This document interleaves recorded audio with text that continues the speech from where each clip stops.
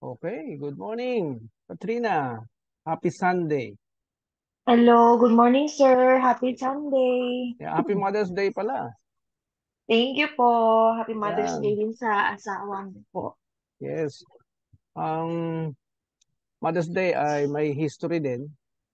Merong Mhm. isang babae na nakaisip niya, ano, para sa mga nanay just after the war. Para magkaroon ng special day daw. Ay, no. Napakatagal na niyan. Before the war pa. Ay, nakaisip na niyan. So, it's being celebrated every year.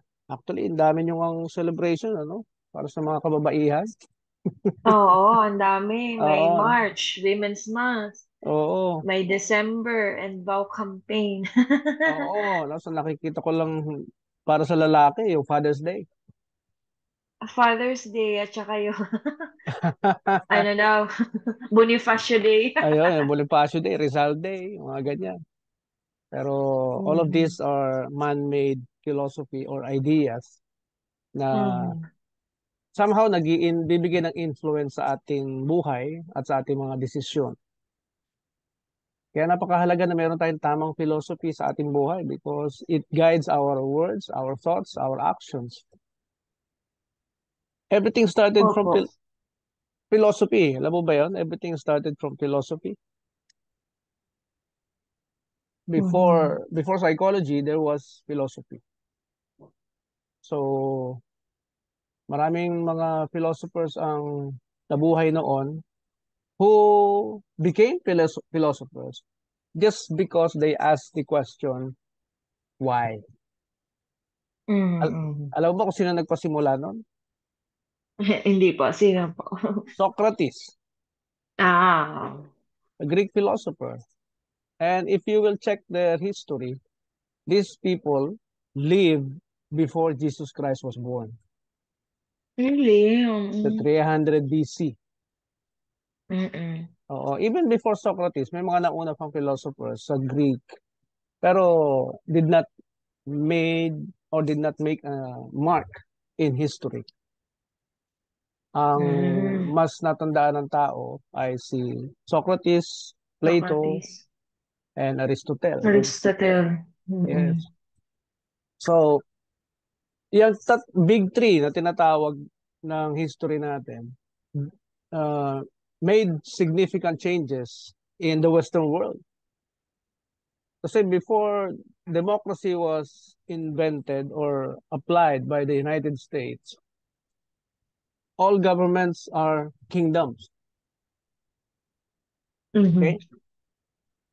Today, we will study the history of kingdom. Saan sila galing? Because this history made a big influence on what we are today. Okay? Ano man ang nagiging desisyon natin sa buhay ngayon o ng bawat Pilipinong nabubuhay, yan ay may kinalaman sa mga philosophy nila noon na dinala dito sa ating bansa. Na siyang naging guiding principle ng bawat Pilipino sa pagdidesisyon sa buhay. Kasi pag sinabi mo, ito ang pinaniniwalaan ko, ito ang nakita ko, ito ang normal para sa akin, ito ang ginagawa ng marami, it usually becomes the human being's philosophy. Okay? And on the other side of the world, the Eastern, they have the big three also, who is, kilala mo? Big three philosophers din sa Eastern. Hindi po. Si Lao Tzu, si Mm. Confucius, and Yeah, Lao Tzu, Confucius. Yeah, and Buddha. Okay? On the other The side of is the world. And these people, again, lived before Jesus Christ was born. Kung makikita mo yung timeline nila. Okay? So, welcome to your masterclass in marriage and family relationships. Today is May 12, 2024. We are on Yes. our third session. And the third session contains study of history, philosophy, science, and also a short discussion about religion. Because this subject today that we will discuss has a great influence on what we are today as Filipinos. Para mas Yes maintindihan po. mo rin, kung saan nanggagaling yung desisyon ng mga Pilipino, bakit tayo hindi disiplinado, bakit tayo gumigive up sa pagpasok sa marriage, bakit tayo Mhm. nagpapabaya bilang magulang, bakit tayo nagpo-produce ng mga anak na nagiging sakit ng ulo ng lipunan, Mhm. at Mhm. bakit tayo ganito mag-react, no? Yung common reaction ng mga Pilipino kung bakit ganun sa bawat gobyernong nauupo. Kaya sa pag-aaral namin, talagang pag hindi nagkakaisa ang tao at ang gobyerno, yung citizens, no? Yung citizens at ang gobyerno, kapag hindi yan nagkakaisa, kapag hindi yan naging isa sa layunin, naging isa sa mga kilos at desisyon, mahihirapang umunlad ang isang bansa. Mhm. Mhm. Yan, Tama. yan. So, naalala mo pa lahat ng lesson natin the last time? Apo, yung may mga lessons na tumatak talaga sa isip ko. Mm-hmm. Kagaya Excellent. nun, Review tayo. oo, Sige. yung meaning ng marriage na Mm-mm. legal contract siya or Mm-mm. formally recognized union ng Mm-mm. dalawang tao na willing magsama habang Mm-mm. buhay. Bale, yun din nalaman ko na sa marriage, nagsisimula siya talaga sa lalaki. Wala Mm-mm. namang marriage kung walang lalaki na magkakagusto sa isang babae, magkakagusto na gusto siyang pakasalan at makasama habang Mm-mm. buhay. Mm-mm. So, parang ngayon ko lang din yan nalaman Mm-mm. sa buong buhay ko na totoo naman talaga na nagsisimula sa lalaki. Yes.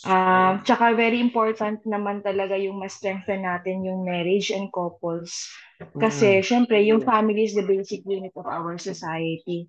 Tama. So everything learned and empowered sa sa pamilya. So kung Nagaganap.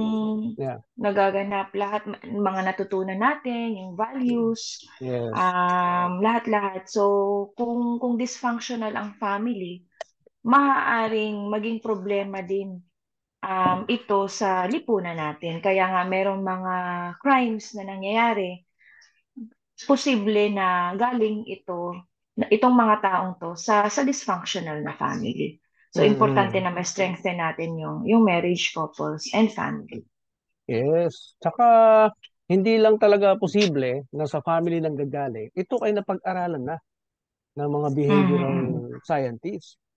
99.9% of our social ills emanated from the family. Yung 1% yan, napakaliit na porsyento yan para sa other problem. Okay? Oo. That can be external factors, kagaya ng panggugulo ng China sa atin. Oh, yun yung 1% na external factors. So, family is really the foundation daw of our nation, sabi ng konstitusyon, di ba? Article 15. At ang sinabi pa doon, pangalawang statement, marriage is the foundation of the family. Mhm. Hindi na pinag-usapan doon kung sino ba yung foundation naman ng marriage. Sino ang foundation ng marriage? Alala mo?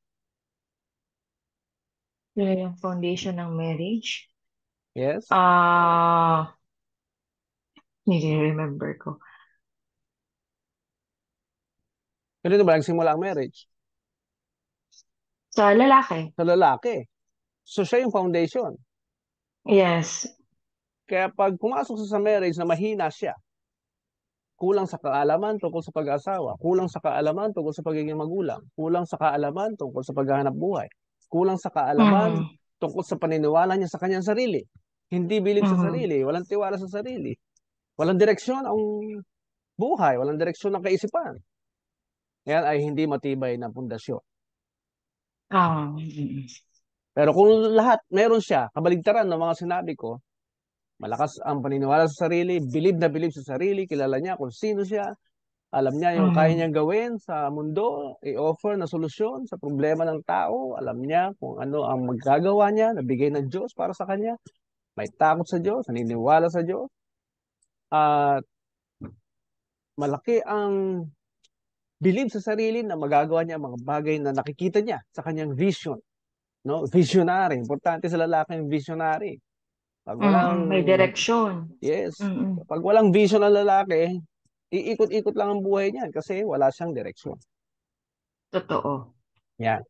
So, ganun katibay ang requirement sa lalaking nag-aasawa. Kasi siya yung nagpupurso sa babae. Siya yung nangungulit sa babae. Siya yung nanliligaw sa babae. Mm. As I've said before, hindi nyo nature, no? Wala sa likas ninyo ang mangulit sa lalaki para pakasalan ka. Mm. Di ba? Wala sa nature ng Oo. babae yun. Kahit na anong lahi, okay? Ramdam nila yan. Binabago na lang yan ng kanilang tradisyon. Kapag naging torpe na yung mga lalaki, nababawasan na yung nag-aasawa, nababawasan yung populasyon nila, babae na yung nag-i-initiate, no? Tinuturuan ng society, di ba? Na sila na yung mag-initiate para maging asawa yung lalaki. May mga bansang ganyan. Mm. Kagaya ng Babae Japan. na yung nagpo-propose. Oo, sa Western world, binabaligtad na rin nila yan, di ba? Sa Amerika, Mm. meron silang culture na kapag konti yung bilang ng mga nag-aasawa, nakikita nila yan eh, nasa statistics nila yan eh. Konti na lang Mm. nag-aasawa, ibig sabihin, ang daming lalaki na hindi nagkakaisip mag-asawa. Sa Singapore, meron silang culture na ganyan. Culture of working hard, hindi nag-aasawa, hindi nagpapamilya. Kasi tinuruan Talaga. sila, panahon ni Lee Mm. Kuan Yew sa Singapore, tinuruan sila na work hard and harder. No? Every citizen was required to be educated. Eh. Bawal pag hindi ka nag-aaral, simula pagkabata. Kaya halos Mm. lahat ng citizen ng Singapore, educated yan. Ang problema, ka work hard, ka-aaral, hindi na naisip yung pagpapamilya. Oo. Kaya bumaba ang bilang ng mga Mm. nag-aasawa sa kanila. Sa Amerika, maraming torpeng lalaki siguro na Amerikano. Alam mo kasi sa kanila, yung mga latest generation, even past two generations, I suppose, meron silang culture of yung hindi naman sila kagaya sa atin kasi na merong harana, manliligaw, etc. Sila, gusto nila lahat instant, no? Yung latest two or three generations backwards. They want instant satisfaction, instant fulfillment, instant gratification without going into process. Okay? Nag, kaya nga tinawag tayong age of entitlement eh. Na Mm. yung generation ngayon na nakasama natin, they want instant result sa kanilang mga requests, no? Oo, oo Yung nga. bang tipong kaka-message lang sa'yo, tapos this oras pa ng gabi, nagde-demand ng sagot kagad. Ganyan na ang mindset nila ngayon, yung mentality nila. Instant gratification, instant reward, instant satisfaction, ganyan ang kanilang mindset. Kaya, pati yung panliligaw, nadamay. Wala na yung courtship period, wala na. Basta nagkatinginan, nagkagustuhan, tapos na ang courtship period. Nauuna na yung sex, nauuna na yung physical attraction, then later on, they will find out yung kanilang mga diferensya. Yung kanyang mga hindi nila nakita before, no? At dyan din nabuo yung kasabihan na love is blind. Narinig mo naman siguro yun, yung love is blind. Love is blind. Mm. Mm. Oo, pinag-aralan ko, ba't kaya nila nasabing love is blind? Ang nakuha akong sagot, kasi pag in love ka, you will never care about sa nakikita mo today, sa kanya. Hindi mo papansinin yung mga bagay na turn off ka because nangingibabaw yung love. Mm. Ang Mm. pogi niya kasi, ang ganda niya kasi, ang sexy, ang macho, no? Oo. all physical aspect, yung nakikita ng taong in love. Pag lumipas ng panahon, nagsama, nagkakilala, yun, doon lalabas yung mga tunay na kulay. Kasi hindi pinakinggan o pinansin yung mga red flags, mga warning Mm. signs. So, ang ending, during the first 5 years ng pagsasama, hindi kinakaya. Bumibitaw, kumakalas, at naghihiwalay. That's why, statistically, you will see na ang trend ng hiwalayan ay mataas na hiwalayan ay nangyayari during the first 5 years. Not only in the Philippines, Mm. but worldwide. Right? I-research mo pa yan. Because we research this already. Worldwide. Mm. First 5 years. Okay? So, let's see. Bakit ba kasi naging ganyan ang human beings? Every citizen ng bawat bansa ay may the same mentality. Bakit ganon? Nagkakaiba lang tayo sa race, nagkakaiba lang tayo sa culture, nagkakaiba sa tradition, pero pagdating sa mentality, meron tayong mga pagkakatulad. Pagdating sa pag-handle ng marriage, pag-handle ng pamilya, pag-handle ng mga relationship. Tingnan natin kung bakit. Okay? Sige po. Okay po. If you will remember, na-present ko na ba sa ito before? Itong data na to, studied by Rappler. Ang nagpupurso Mukhang, ng, di pa no? opo, hindi pa po. Ang nagpupurso ng annulment, just a quick part of this lesson, ang nagpupurso ng annulment ay mga babae. Yung 53.2% belongs to the female who initiates annulment. Sa males are only 46.8%. Okay? Just so you know. Mm. And for the last 10 years, before pandemic, ang average annulment cases na nagpa-file pending in court ay 10,000 average every year.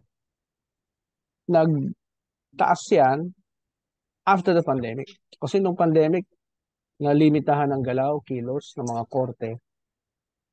So, walang masyadong nag-entertain or nag-file ng annulment cases Mm. because of the restrictions. And also, walang katapusang issue ang teenage pregnancy.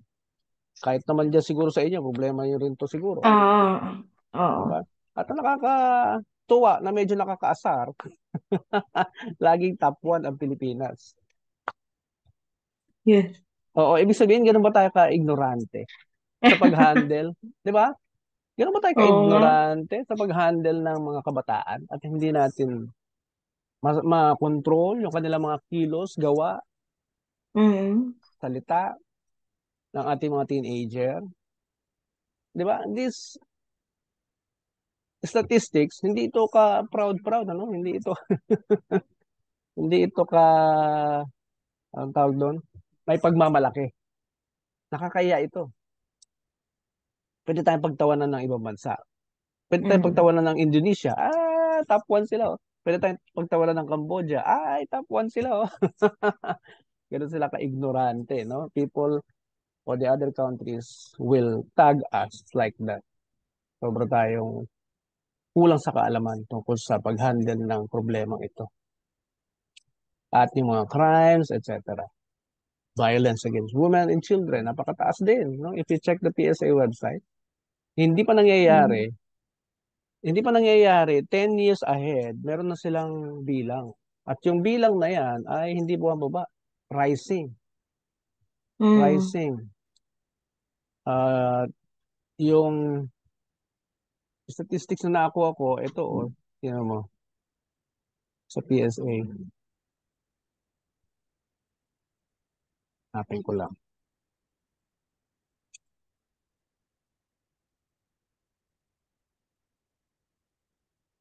Statistics, PSA, violence against women and children. Ito, nakita Mm. mo? Mm. PSA website yan. Kahit dito sa amin, 2006. ganun din. Yeah.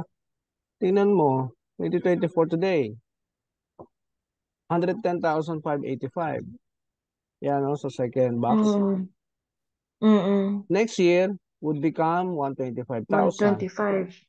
Mm. 2026 would become 140,000. 2027 would become 156 and so on and so forth.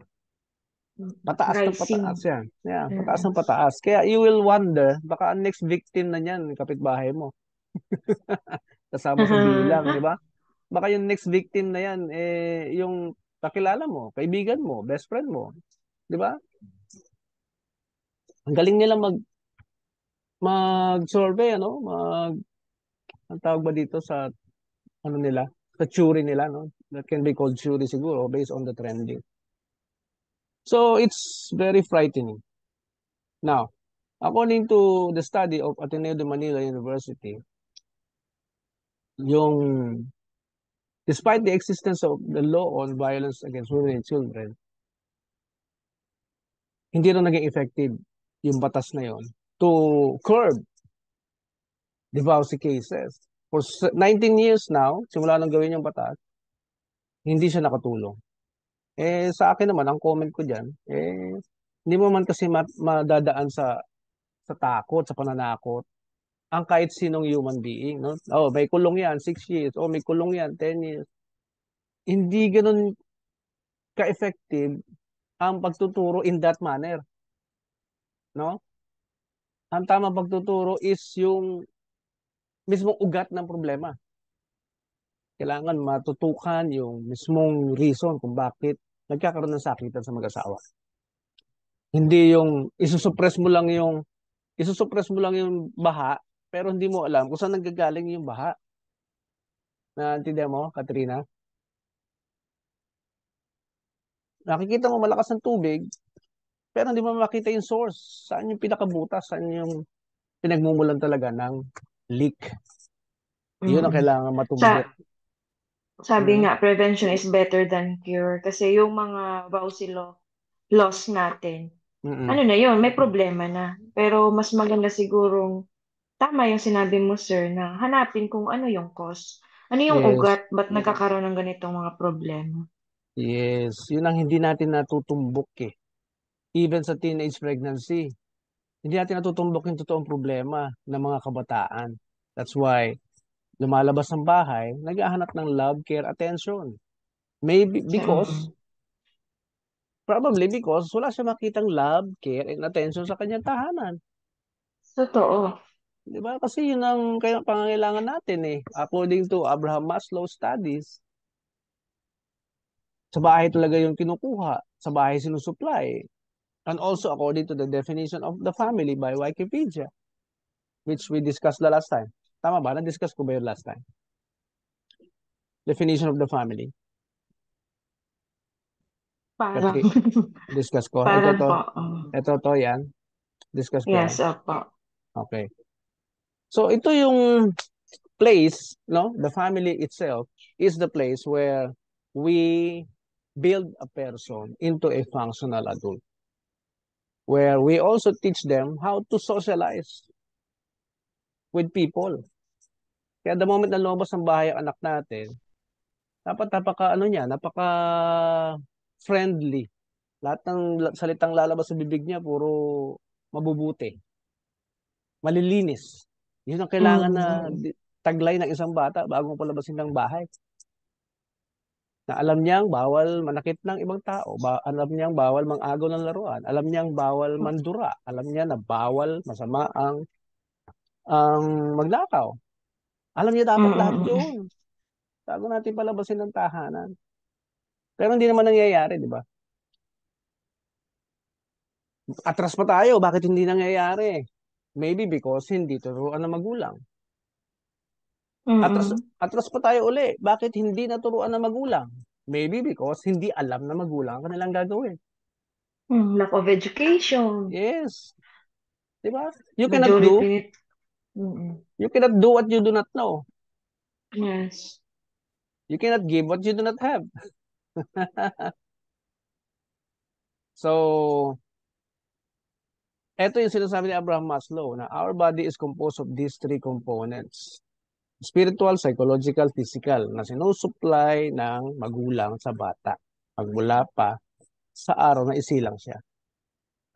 yung study ni Maslow na ito ay mas mas pinaliwanag pa ng study ni Erik Erikson. So I encourage you to do your own self-study sa findings ni Maslow at sa findings ni Erik Erikson. Lalo na kay Erik Erikson, may stages of psychosocial development ang bata Mm. na dapat masurvive niya. Kasi kung hindi, magkakaroon siya ng Maging negative, problema. yes, magiging negative effect yun sa kanyang katauhan. Mm. Yeah. So let's go to Module 3. Eto na, dito natin malalaman ngayon, bakit ba kasi ganito tayo ngayon? Bakit ba kasi matigas ang ulo ng Pilipino? Bakit ganito ang Pilipino? Bakit ganito ang ating pag-uugali at ng ating kapwa, etc. So, ang history natin, pag-usapan natin mabuti. Kailan ba tayo kasi nagsimula ng history? Magmula doon sa panahon ni Rizal backwards, ano ang history meron tayo? Meron tayong Lakan, meron tayong mga Moro na siyang sinasabi nila na nauna dito bago dumating ang Kristyanismo. Okay? So, ano tayo before? Opo. Ano tayo before? Uncivilized. No? Ang tawag ng mga Mm. foreigners, uncivilized tayo noon. Bakit? Ano mga suot kasi ng mga Moro? Anong suot ng mga Igorot? Anong suot ng mga naunang Pilipino before? Eh talagang ibang-iba sa kasuotan ng Western when they arrive here. Di ba? So, nagpakilala sila sa atin, kailan? 15th century. Ito yung panahon na tinutuklas nila ang lahat ng solusyon sa problema ng bawat human being kasi ito yung panahon din na tinatawag nilang Age of Enlightenment, no? From 15th Oh. century onwards hanggang 18th century. Kasi hindi naman kasi naibibigay lahat ng Bible yung kahulugan ng sinasabi niya, no? Yung sinasabi ng bawat at tinago ang Bible sa tao nung panahon na namamayagpag ang simbahang Romano. Katago ang Biblia, naka-Latin, no? Ang pwede lang magbasa ay ang mga pari at obispo. Bawal basahin ng mga ordinaryong membro o Pilipino. Hanggang dito yan, bawal magbasa. Papatayin ka pag nakita ka nagbabasa ka ng Bible. Eh, para maiwasan na mas maintindihan yan, sinalin yan sa Latin. At yung iba nakasalin sa Aramaic, mga language na hindi common sa masa. Okay? Teka, inom lang ako tubig.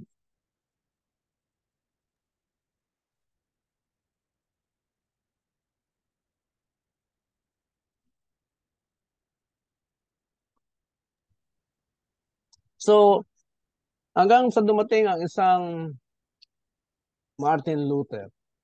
Narinig mo ba yan, si Martin Luther? Alam mo yung history ni Martin Martin? Luther. Yes. Lumabas ang isang Hmm. Martin Luther, at gumawa ng manifesto. Pinagdidikit niya sa lahat ng pintuan ng bahay na ang kasalanan mo ay pwede mo patawad by faith. Hindi mo kailangan magbayad. Kasi Hmm. ni-require ng simbahan ang mga tao noon na magbayad sa simbahan para mapatawad ng Diyos sa kanilang mga kasalanan. Talaga? Mhm. Oo.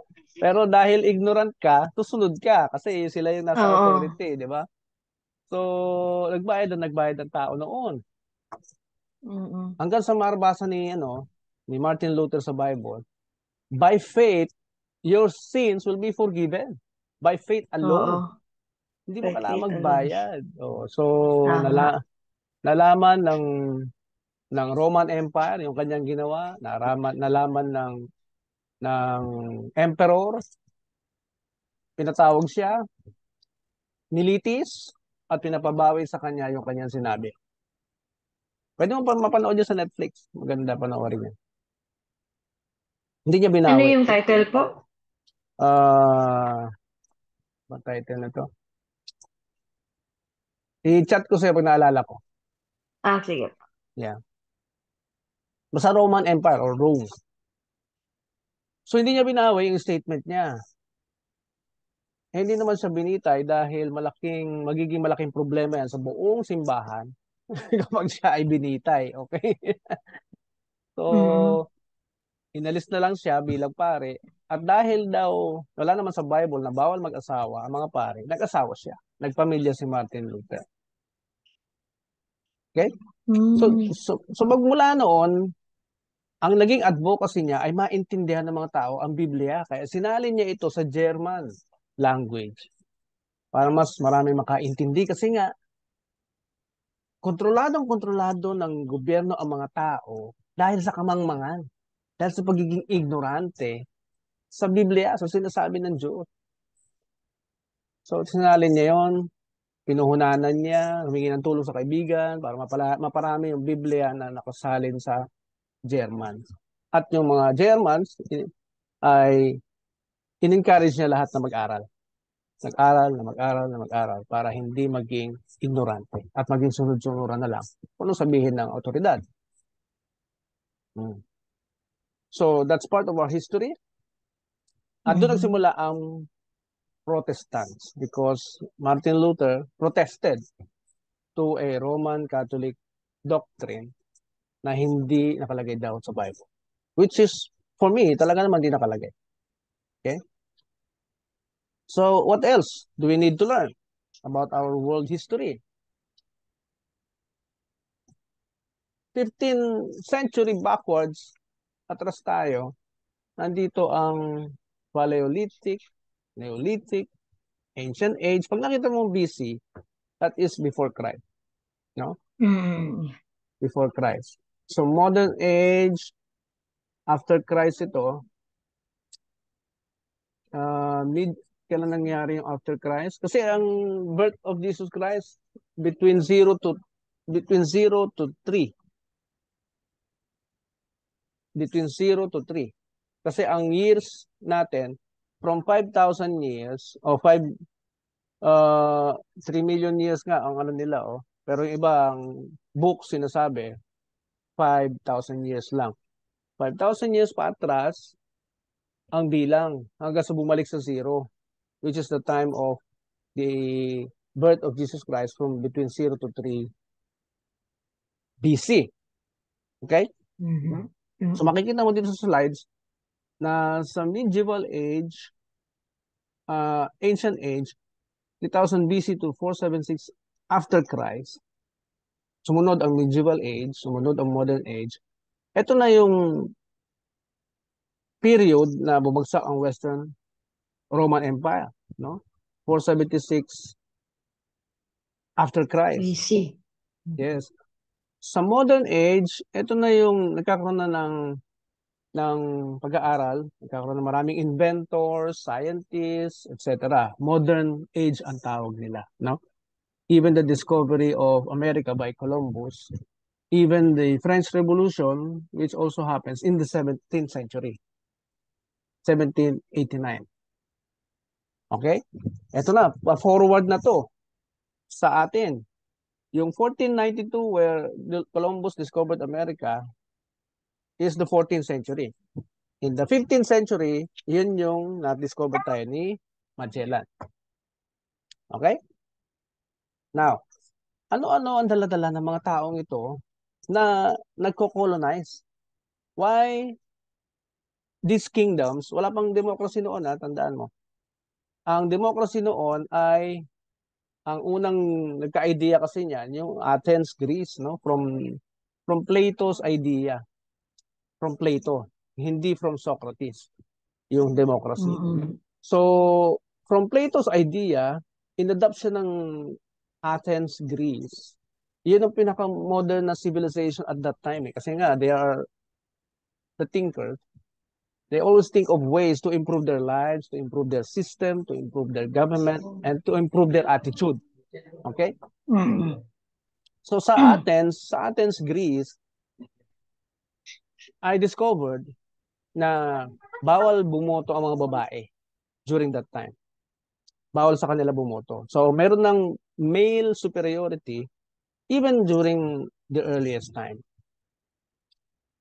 So nung mag-discover nila yung yung concept of rights na pinopromote ni Socrates, yung karapatan pumili, karapatang maging masaya, karapatan ng tao na magdesisyon sa kanyang sarili. These are all Socratic philosophy na pinopromote niya sa mga kabataan. Kaya nagalit yung gobyerno sa kanya, bakit pinupulyot niya yung utak ng mga kabataan? Kasi nga these are empires, these are kingdoms na wala kang right to insist on what you know. Wala kang right to choose your leader. Wala kang right to choose your husband or wife. Alam mo ba ang gobyerno ang nagdi-dictate sa kanila kung sino ang mapapangasawa nila? Mm. Alam mo kung paano nila minamatch yung male and female? Paano ba? Isang malakas na lalaki sa isang malakas na babae. Hindi pwede magsama yung Mm.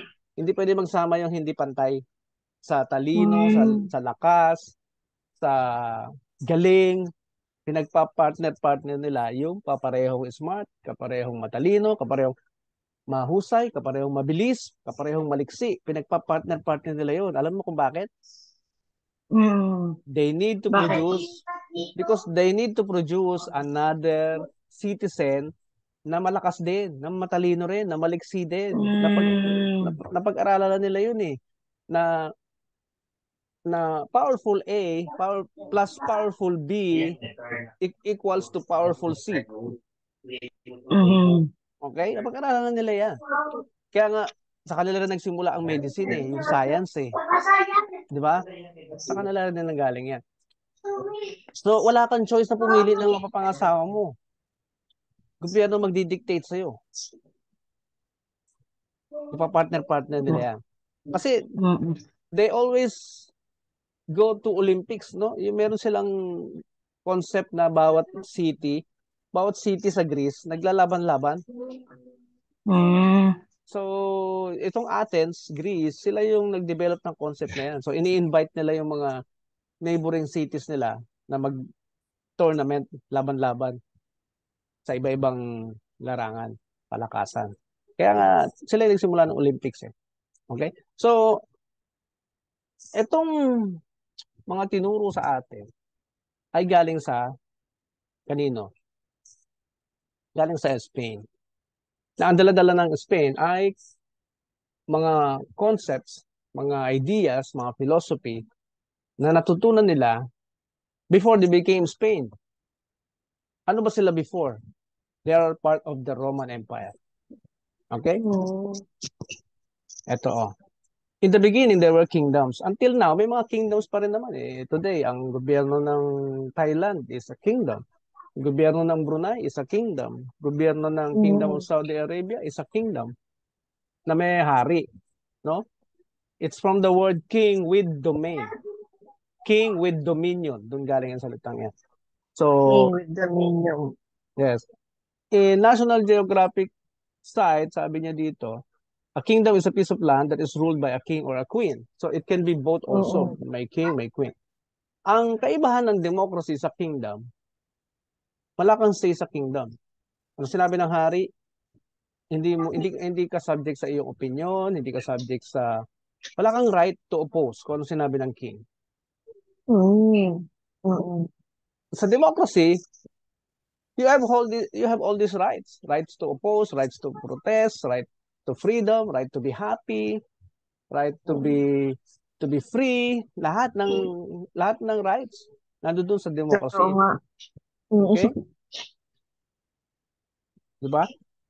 Sa kingdom, either the king or a queen or both of them, hindi ka entitled sa iyong opinion, sa mga rights mo, hindi uubra. Walang ganon. Kaya nga, hindi ka pa nililitis, may judgment ka na. Walang paglilitis sa kingdom. Pag mayroon mang paglilitis ka nakita, yan ay moro-moro o palabas lang. Pero meron ka ng hatol. Ah. Kaya tingnan mo si Jose Rizal, hiniring kunyari, pero may hatol na. Diba? Panood mo ba yung mga, ano mo ba yung history ni Rizal? Ah. Meron ng hati. meron ng judgment even before ka elitist. Makibasa mo ito, Katrina. Okay, a kingdom is a piece of land that is ruled by a king or queen. A kingdom is often called a monarchy, which means that one person, usually inheriting their position by birth or marriage, is the leader or head of state. Kingdoms are one of the earliest types of societies on earth, dating back thousands of years. There have been hundreds, if not thousands, of different kingdoms throughout history. Yan. Yan talaga ang model, original model ng gobyerno. May king and a queen. Mm-mm. Or both. Kaya lang, as we have seen in our history books, may mga kingdom na naging bad. Sobrang abuse na. Kaya nga si Socrates, yung unang-unang nagturo na may rights ang tao na mamili ng Oo. kanyang leader. May rights siya maging masaya. May rights siya mag-decide for himself. Kasi nga, dinidictate lahat ng gobyerno eh. Sunod-sunuran lang eh. Oo. Hmm. Eh si Plato, sunod ng sunod sa kanya. Natuto kasi estudyante niya si Plato eh. Walang sinulat si Socrates. Ang nagsusulat lahat ay si Plato. Kaya recorded lahat ng kanyang ginagawa. Then, the world's earliest kingdoms developed thousands of years ago when leaders began conquering and controlling cities and settlements. Kasi alam mo ang way nila para mapakita nilang mas powerful sila sa other kings is to have more lands. Okay? Mhm. Kailangan nila na mas maraming lupa, mas marami. Yun ang sukatan eh. Yun ang sukatan na pagiging powerful king. Leader. Oo. Mas maraming lupa, mas maraming citizens, mas powerful yung hari. Okay? Mm-mm. Nasa dibdib din nila yun, naka-template din sa kanilang pagkatao yun. Na mag-conquer ng lands. Alam mo kung saan galing yung feeling na yun, yung naka-template sa human beings na mga na-appoint as king? Alam mo kung saan galing yun? Galing din yun sa bigay ng Diyos. So sa Genesis 1:26, you will read, let them have dominion. Let them have dominion. Naka-implant, naka-program yan sa pagkatao natin. Kaya even up to now, lahat ng bawat human being na nabubuhay, we always want to dominate something.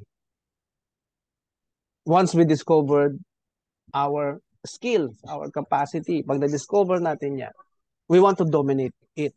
Halimbawa, may na-discover kang masarap na recipe ng chicken. You want to dominate your community by having that kind of chicken na ikaw lang yung merong formula na masarap, na nagugustuhan ng tao. Yun yung tinatawag na dominion. Yan ang nararamdaman natin ngayon kasi hindi naman tayo pwede mag-dominate ng lupa sa ganitong sitwasyon natin, di ba? Although in the spirit of every human being, gusto rin natin magkaroon ng maraming lupa to have more power, di ba? Oo. To have more power sa ating community, sa ating kapitbahay, di ba? Mataas yung status natin kapag marami tayong lupa or yung standards natin mataas. Rulers of early kingdoms provided protection to their residents or subjects. In return, subjects paid taxes or services to the monarch. Kingdoms also had the power to create and enforce laws. The first kingdoms were established about 3000 BCE, before Christ's era, in Sumer, Sumerians to, and Egypt. Sumer was a kingdom that existed between the Tigris and Euphrates. Ito yung dalawang rivers na nakapalibot sa Garden of Eden. Kung naalala mo, although babasahin natin yung soon. Tigris and Euphrates, at meron pa dalawang rivers na dinidescribe sa Garden of Eden in modern Iraq. Mesopotamia ang unang dating pangalan ng Iraq. Okay? Kaya ito ang lumalabas na unang sibilisasyon ng tao, yung mga Sumerian. Why? Because dito naggaling ang unang male and female. Yan kasi unang lumabas. Diyan dumami ang tao. Pakalat yan, pakalat, pa-forward. Hanggang sa makarating sa Middle East. Okay? So our kingdom governments colonize Yung etymology niya, from the word king, who has dominion, or lands ruled by a king. That's the only way Mm. they can show that they are the most They're powerful powerful. king on earth. Okay? Now, the greatest kingdom among them all is the Roman Empire. Bakit? Mm. Sila yung mas maraming colonized na land. Sila yung mas maraming army. Sila yung pinakamagaling sa digmaan.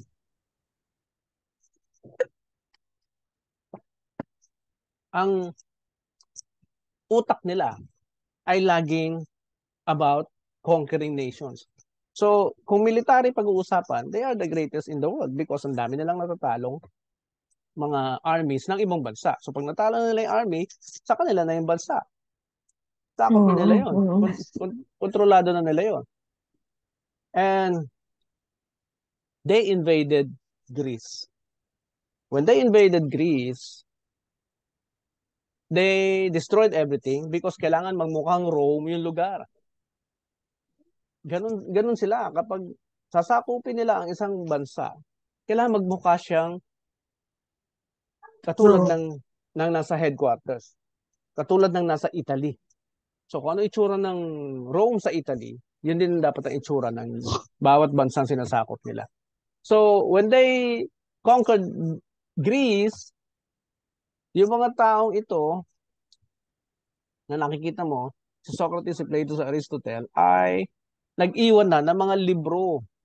Napunta na sa books lahat yan. Kasi they lived many years before they were conquered Mm. by the Roman Empire. So naka-books na yung lahat ng kanilang mga thoughts, yung lahat ng kanilang mga philosophy, lahat ng kanilang mga ideas about the system, the government, the human beings, the rights of the people, etc. Naka-libro na yan. So when they destroyed everything in Greece, they preserved the library. Lahat giniba nila except for the library. Kasi nagulat sila eh. Aba, meron pala mga ganito, no? Kasi ang alam lang nila, army, military, pagpapalakas ng katawan, no? Yun lang ang nasa utak nila. When they invaded Greece, nagulat sila sa mga natuklasan nila sa mga books ni Plato, books ni Socrates, book ni Aristotle. Kaya dyan sila nagka-idea tungkol sa mga gods. Yung mga mini gods, no? Small G-O-D-S. Yan sila nagka-idea na may mga gods pala, gods of God like Apollo, Zeus, Venus, Mercury, etc. Yung mga Greek mythology, Greek gods. Greek goddess and goddesses, gods and goddesses, sa kanila yan galing. Kaya doon nagkaroon ng idea ang mga Roman Roman soldiers and the empire itself tungkol sa mga gods. Kaya naging pagan din ang mga Romans eh. Naging pagan. Alam mo yung pagan? Hindi po. Anything who worship a thing, anything that worship a stone or mga gawa ng kamay ng tao. Okay? Basta wino-worship mo 'yon. Basta wino-worship mo, sinasamba mo yung mga bato na gawa ng tao. Ang tawag diyan ay paganism. Okay Pag po. pag sinasamba mo, niluluhuran mo, paganism ang tawag diyan. Kaya nga dala-dala ng simbahan yan dito sa atin sa Pilipinas. Okay? Oo nga. Yan. So, ayon sa tatlong ito, ang mga ideas nila, yung code of conduct, yung ethics, sa kanila galing yan. Proving ideas through reason, slavery is necessary, sabi ni Aristotle, kailangan may slavery pa rin. Kasi mga mayayamang pamilya ito eh, na hindi maghuhugas ng plato, hindi maglalaba. 'Di ba? Ikaw ba naman mayaman ka, maghuhugas ka ng plato or maglalaba ka? Or ikaw mismo magtitimpla ng kape mo. Kaya sabi ni Aristotle, slavery is necessary. Wow. Oo, mga mayayamang tao ito eh. Oo. And also demokrata, power of the people, galing sa kanila yan. No? Naging practice yan sa Athens. Nabibigyan ng choice yung mga tao to decide. Charismatic ang tawag nila sa taong napakagaling magsalita, napakagaling mambola ng tao, yung bang attracted yung tao sa pakikinig sa kanya, ang tawag dyan, charisma. So kapag daw yung tao ganyan, may qualities ng pagiging charismatic, yan ay born leader. Kasama dyan yung pagkakaroon ng, Ah, kasama dyan yung pagkakaroon ng blue eyes, matangkad, pointed nose, at puti. Okay? Kailangan puti ka. Kailangan blue eyes ka. Kailangan magaling ka magsalita. Yan ay born leader, gifted by the gods. Okay? Kaya magmula diyan sa idea na yan na simula ang slavery. Dahil oh, mga puti lang daw, sabi nila, no? Sa mga books na natuklasan nila dito sa Greek philosophers, mga puti lang daw ang gifted by the gods at yung mga black people, basta pag hindi ka white, ikaw ay slave for them. racism. Mm-mm. Okay? Mga puti lang ang gifted by the gods. Saan galing yung idea na yan? Dahil galing yan dito sa tatlong to, whom they called charismatic. It's a Greek word, no? Mm-mm. Charisma is a Greek word because you attract people. Because you have charisma. Born leader ka. Okay? Oo. Gifted by the gods. Sinong gods? Yung mga Greek gods nila. Sa kanila rin galing yung politis or yung politics. Politician. No? Yung mahilig makapag ano sa mga tao, makapaghalubilo at gustong mamuno, no? They call it politics or politis. Oo. Now when they conquered Greece, ito yung mga naging contribution pa sa ating society, sa ating mundo.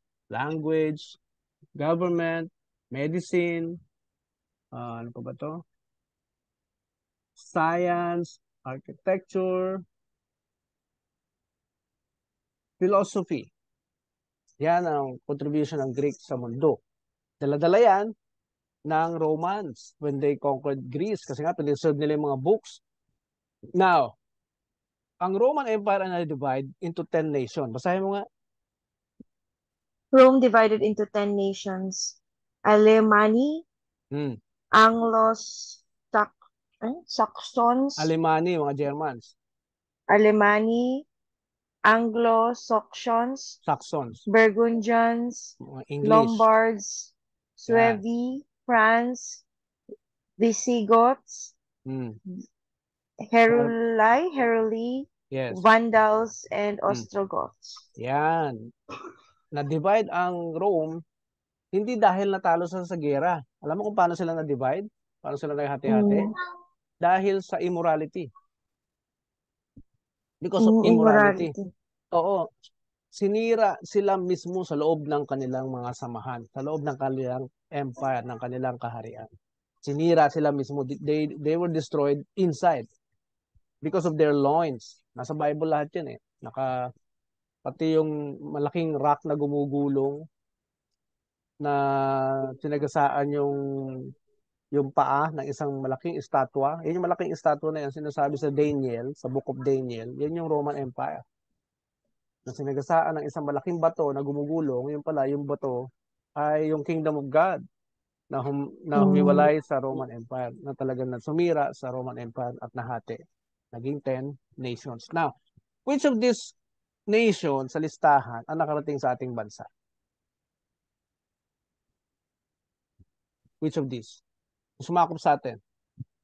Spanish. Number 7, Spanish. Nakarating dito yan, di ba? Mm, 1521, na-discover daw tayo ni Magellan. So, pinakilala ang religion. Pinakilala sa atin ang Kristyanismo. Okay? So, diyan nagsimula ang ating history.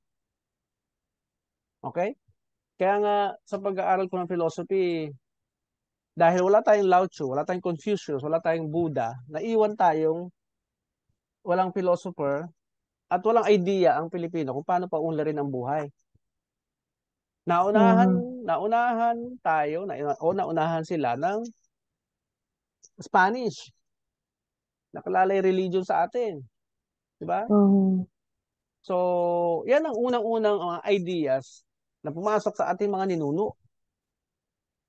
Yung tungkol sa simbahang dala-dala ng mga Spanish. Okay? Pero ang totoong intensyon ay sakupin ang ating bansa. Hindi para lang magpakilala ng religion. Okay? Ang totoong intensyon nila, ayon sa objective ni Magellan, is to conquer lands para sa kaharian ni King Philip at ni Queen Sophia. Okay? Gusto niya magregalo ng lupa sa kaharian ng Spain para mas lumawak ang kanilang power. At hindi lang Philippines ang nasakop ng Spain. Lahat ng bansa na makikita mo nagsasalita ng Spanish, yan ay sinakop dati ng Spain. Okay? So, para maging successful ang pananakop ng isang bansa, kailangan i-maintain nila ang ignorance ng mga tao. Okay? That's the key to every conqueror na maging successful sila sa pag-maintain ng ignorance ng mga tao. Kaya ang Pilipino, mga ninuno natin, sunod lang ang sunod. Kung ano sabihin ng simbahan, ano sabihin nila, eh, Wala namang alam kasi. kaya nga, di Kumbaga, ba? oo. Mm, Wala pa tayong edukasyon ng panahon na to. At mm, bawal din magbasa ang mga Pilipino ng Biblia, kundi papatayin din, bibitayin. mm, Bawal. Oh.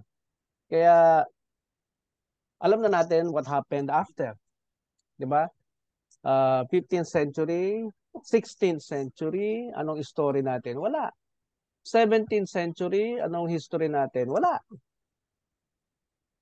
Puro sila, 'di ba? mm. Puro tungkol sa ginagawa ng mga Espanyol sa atin, ang ating history from 15th century hanggang 18th century.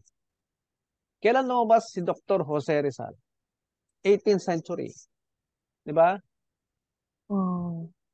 Kung hindi pa siya nagpakalat ng El Filibusterismo at Noli Me Tangere, ay hindi malalaman ng mga Pilipino na tayo ay pinagsasamantalahan, ginagawang alipin, ginagawang sunod-sunuran ng kaharian ng Espanya. Alam mo kung bakit? Nakapag kung bakit ang lakas ng loob ni Jose Rizal magsalita ng ganyan. Oo. Kasi nag-aral yan sa Madrid. Nag-aral yan sa Espanya. Mayaman ang pamilya ni Rizal. At habang nag-aaral siya, nagbabasa rin siya ng Biblia. Kaya sobrang lawak ng naging pag-aaral niya ni Rizal until ma-discover niya na meron palang sinasabi sa Biblia na merong ang mga tao ay may born rights, no? Tayo ay pinanganak na merong karapatan para mag mamili. Kagaya ng sinasabi ni Socrates, natuklasan lahat ni Rizal yan. Na pag nag-colonize ka ng isang bansa, dapat mayaman din yung bansang sinasakop mo. Kung anong itsura ng Mm. kung anong headquarters mo, kung gano'ng kayaman yung headquarters mo, ganun din dapat kayaman yung bansang sinasakop mo. Kasi extension ng kingdom mo yan eh. Kaya nakita ni Rizal na napakayaman ng Madrid sa Spain. At yung Pilipinas, sorry state. Sabi niya, napaka-sorry state. Pinagkakaitan tayo ng mga tamang edukasyon para umunlad. Hindi nila tayo tinuturuan gumamit ng makinarya. Hindi nila tayo tinuturuan magtanim ng palay para bumilis yung ani. Alam mo kung saan mo Mm. mababasa yan, yung sinasabi ni Rizal na yan? Alam mo kung saan mo mababasa? Oo, saan po? Meron siyang, meron siyang ginawang article na ang title ay, search natin. Ito na yung last slide natin. Lalampasan ko lang. Results. Merong siyang term na ginamit doon. I-type mo sa Google mo yung Sige po. type mo sa Google mo yung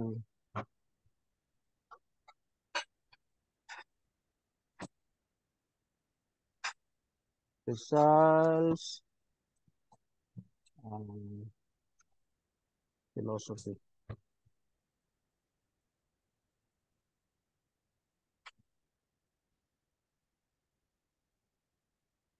Rizal's philosophy.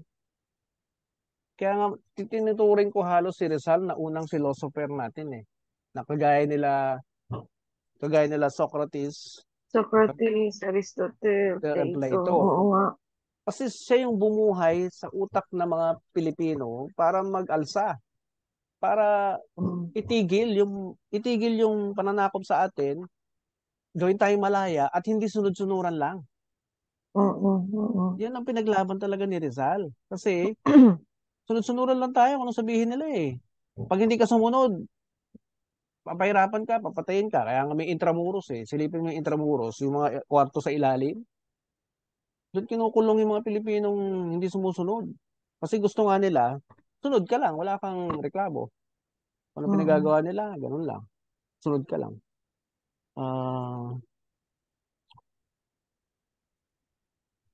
Ethical philosophy. I forgot the term.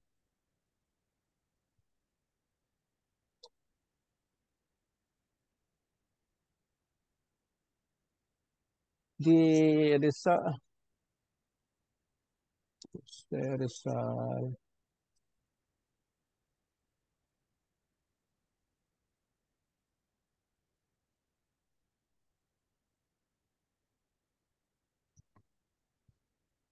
lang dali na lang matapos na tayo.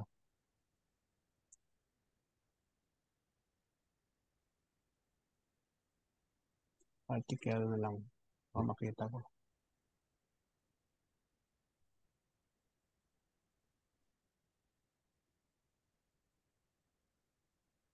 Yeah, sa college mo, siyempre may Rizal subject ka, Katrina.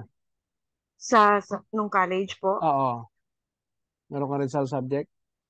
Wala po. Wala? Hindi ni-require sa course mo? Hindi. Ay, ganon. Hina ako nga sa history eh. Ganon. Kaya maganda Eh, na na-orient mo ako, sir.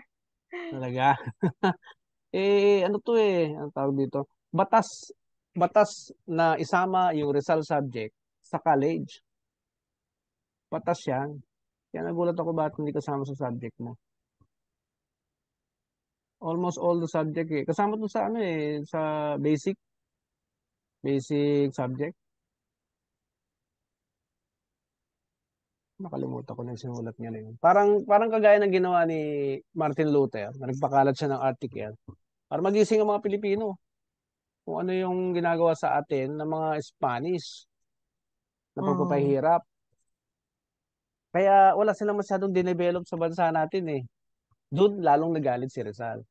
Na supposed to be, pupuhunanan ng Spain government yung pagpapaunlad ng Pilipinas by raising more uh, infrastructure,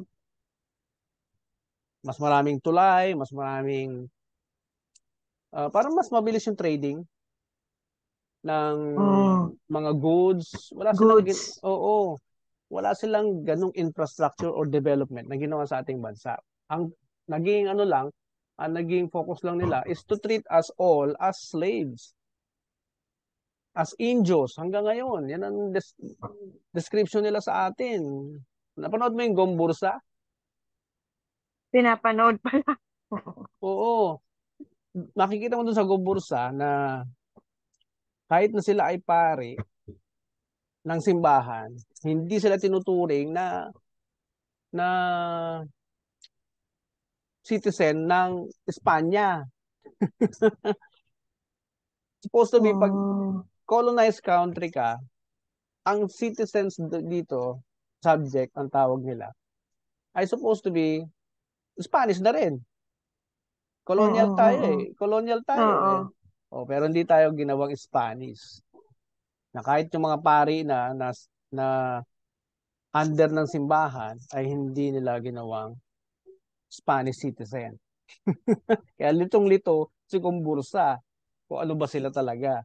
Kaya kaya, Oh, kaya naging advocacy din nila yung gisingin ang mga Pilipino sa maling ginagawa ng Espanya against sa Bible. Okay? So, okay po.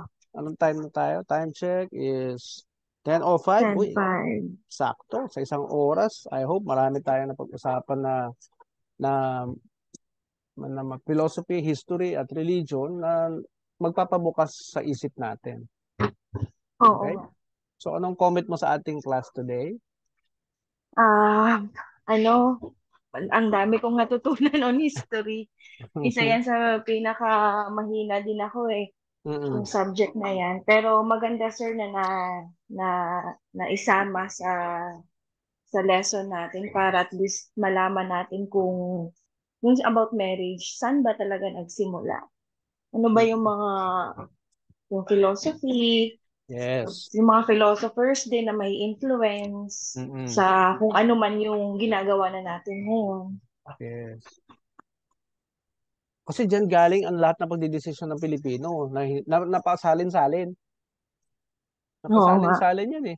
Kaya nga yung piyesta hanggang ngayon, hindi maalis-alis eh. Mm, mm, Di ba? mm.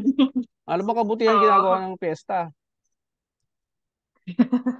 Di ba? Ano lang, enjoyment. Umuunlad ba buhay ng pamilya, nagse-celebrate ng piyesta?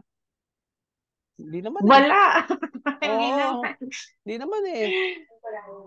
Oo. Tapos Nangungu... na-realize ko lang din, Hmm, dahil yun nga, yung lalaki yung foundation of the family.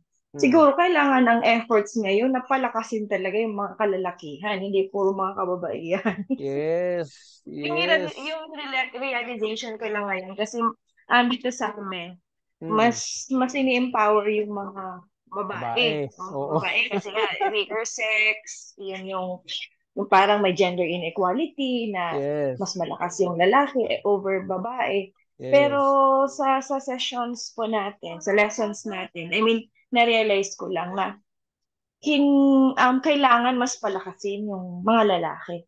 Mm-mm, di ba? Wrong idea. Oo. Wrong idea ang ginagawa natin ngayon. Mm. Di ba? Napakamaling idea na mag-invest sa babae. Tapos gagawin mong breadwinner yung babae. Ang Mm. dali-dali niyong magkasakit kapag na-stress. Di ba? Mm. Mm. Hindi design ang katawan ng babae to handle stress. Hmm. Ewan ko kung naintindihan ng mga mambabatas natin yan. Science yan eh. It was Oo. already discovered. Matibay ang buto ng lalaki. Bakit? Bakit mas matibay? For a purpose. Anong reason? Gagawin provider yan ng Diyos. Di ba? Mm. O anong purpose naman ng mga babae? To be a helper to the man. Ano man yung pwedeng pangangailangan ng lalaki sa babae sa tatakbo. Kaya nga Mm. helper. And helper, kasama dyan yung pagtakbo pag napupuno na yung sperm, kanino sa tatakbo? Eh, di sa asawa. Oh. Oh. Pag nagipit si lalaki, kanino sa tatakbo? Eh, di sa babae, sa asawang babae na maraming iniipon na sinusolo lang yung pera niya. Di ba? Na ang pera daw niya, pera lang niya. Oh, pag pera ng husband, pera din niyo. Pero, oo. Oh, yan ang nakita namin sa pag-aaral na napaka purposeful na reason kung bakit helper ang tawag sa babae. Help, no? Help para sa Opo. lalaki yun. I need help. I Mm. need help. So, nagtuturo ba yan sa ating gobyerno? Hindi naman eh. Kaya, nasa gitna tayo ngayon ng mga maling idea, mga maling philosophy about life, about marriage, about family, about relationship, na pinag-aralan na ng Yun. maraming taon na lumipas. Pinag-aralan na. Hmm. Kaya nga tinawag na enlightened, no? The age of enlightenment because na-enlighten na yung tao. Tama nga yung sinasabi ng Biblia. Tama pala yung sinasabi tungkol sa marriage. Napag-aralan na eh. Wala tayong excuse, sa totoo lang. Kaya sa dami ng problema natin, ito naging advocacy namin. We need better ideas. Oo. Kaya nga naalala mo sabi ni Einstein, if the problem was created within the level of the human being, the solution can only be found beyond the wisdom of the human being. Grabe, no? Galing, di ba? Oo. Let's have better ideas in performing our functions in the government. This is our objective, na kahit na may mga existing laws, may mga nakasulat ng mga guidelines na gagawin natin, wag lang tayong basta sunod ng sunod. Ha? Oo. Pag-aralan din. Oo, isip-isip din pag may time. Ha? Oo. Kasi yung pag-execute mo naman ng policy ng gobyerno, yung pag-execute mo ng policy, as long as maganda yung intention mo, wala ka namang binabiolate na law. Di ba? Oo. Gagamitan mo lang ng better ideas yung iyong performance of duty. Di ba? Alam ba, merong couple sa harapan mo, nag-aaway. Ano ang mentality mo dapat? Preserve the wife or preserve the marriage? Preserve the marriage. Di ba? Yun ang dapat na focus natin. Pag nag-aaway sila, hindi yung Sige, nadamay ka hiwalayan na. mo na. Oo, kasi lagi mo naman sinasaktan yung asawa mo, sir. Lumayo ka na lang ng bahay. Di ba? Makukulong ka, ganyan. Oo. Pwede naman sabihin yan, yung mga protection na pwedeng mabigay sa babae. Pero still, yung objective mo is to preserve the marriage. Yes, yun ang dapat na mentality ng bawat counselor, sa bawat LGU. Opo. Ganyan dapat. Kailangan, yan pa rin ang problema natin up to now. No? Yung sunod lang tayo ng sunod sa Western. Oo nga. Kaya nga mini-maintain Hanggang nila. ngayon. Oo. Kaya mini-maintain nila na maging ignorante tayo para sunod lang tayo ng sunod. Lagi tayong dependent sa kanila. Sinabihan tayo, pumirma tayo sa United Nations. Gawa kayo ng batas na magpuprotekta sa mga babae. Di pirma naman tayo doon. Pag uwi ng mga mambabatas natin, gagawa sila ng vow sila.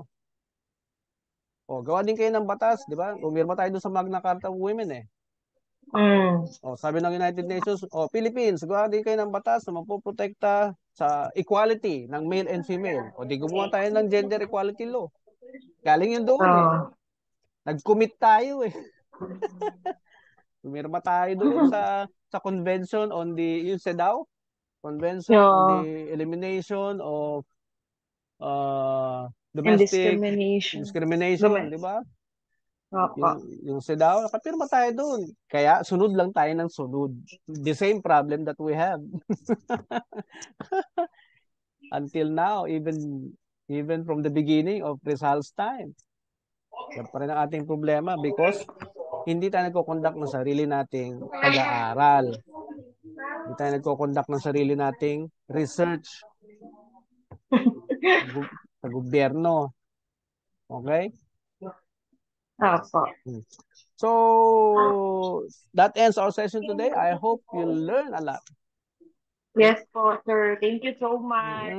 Thank you din sa iyong pakikinig, sa iyong participation. Nako, parang nakikita ko na yung future ng anong city mo? Masbate? Masbate City po. Yeah, parang nakikita ko na yung magandang future ng Masbate City dahil sa iyo. Amen. Okay. Okay, hindi natin alam, baka balang araw, di ba? Tumakbo ka sa politika. Ay! Maging mayora ka sa dami ng magagaling na ideas na natutunan mo ngayon. Ha? Okay? Apo, sir. Thank you. Thank you din. And mabuting Sunday. Have a very great Sunday. Have a blessed Sunday. Yes po. Same to you po. Thank you. Bye-bye. See you next Bye-bye. Sunday. Bye-bye. Okay po.